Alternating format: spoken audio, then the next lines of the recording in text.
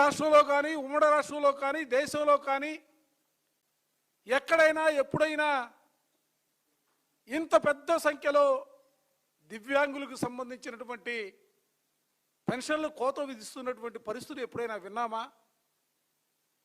ప్రభుత్వానికి మానవత్వం లేదా అని చెప్పి నేను అడుగుతా ఉన్నా. ఇవాళ మీరు ఏం మాట్లాడుతూ ఉన్నారు? ఏం చేస్తూ ఉన్నారు? ఈ రోజున మీరు పెన్షన్లకు సంబంధించినటువంటి నోటీసులు జారీ చేయబడినటువంటి వారిలో అనేక మంది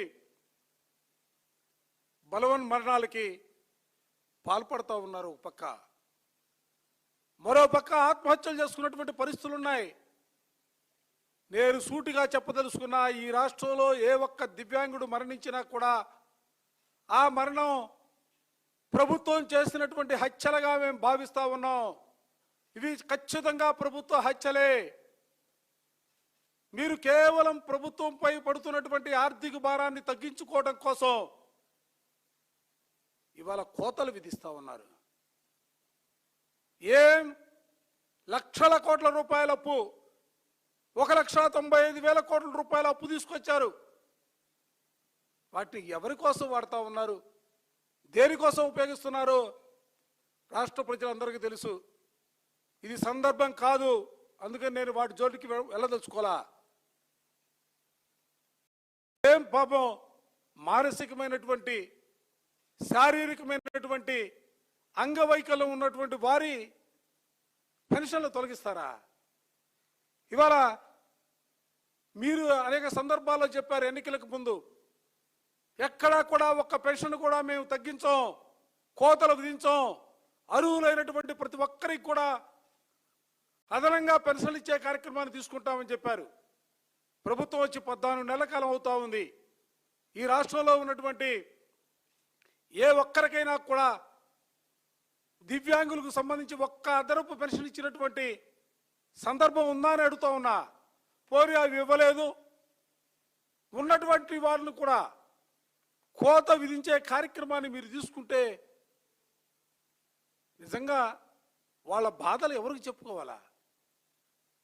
వాళ్ళు చేసినటువంటి తప్పిదాల వల్ల వాళ్ళు మానసికమైనటువంటి శారీరకమైనటువంటి అంగవైకల్యం పొందలా.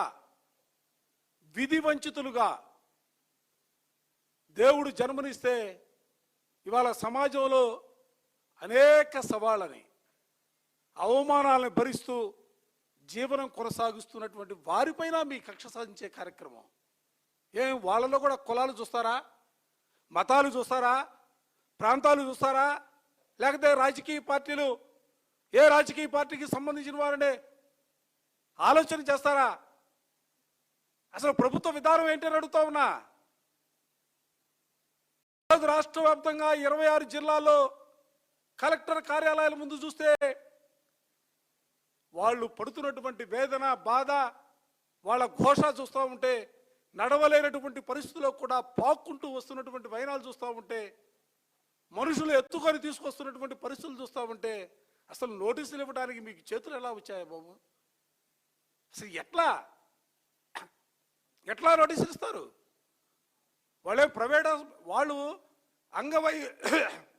అంగవైకల్యానికి సంబంధించి వాళ్ళు ఏదో ప్రైవేట్ హాస్పిటల్లో సర్టిఫికేట్లు తీసుకొచ్చి ప్రభుత్వానికి అప్లికేషన్లు పెట్టినటువంటి పరిస్థితి కాదే. ప్రభుత్వ హాస్పిటల్లో ప్రభుత్వ డాక్టర్లుగా ఉన్నటువంటి వారు సర్టిఫై చేసిన తర్వాత మాత్రమే వాళ్ళు అప్లికేషన్ పెట్టుకున్నారు, వాళ్ళు అర్హత పొందారు. అటువంటి వారిని మీరు దొంగలుగా చిత్రీకరించడానికి అసలు మీకు మనసు ఎలా వస్తూ ఉంది? అంటే సర్టిఫికెట్లు ఇచ్చినటువంటి ప్రభుత్వ డాక్టర్లు కూడా అవమానిస్తున్నారా? అసలు ఏ దిశగా మీరు పరిపాలన చేయాలని ఆలోచన చేస్తూ ఉన్నారు? మరోసారి గట్టిగా అడగదలుచుకున్నా. ఈరోజు రాష్ట్రంలో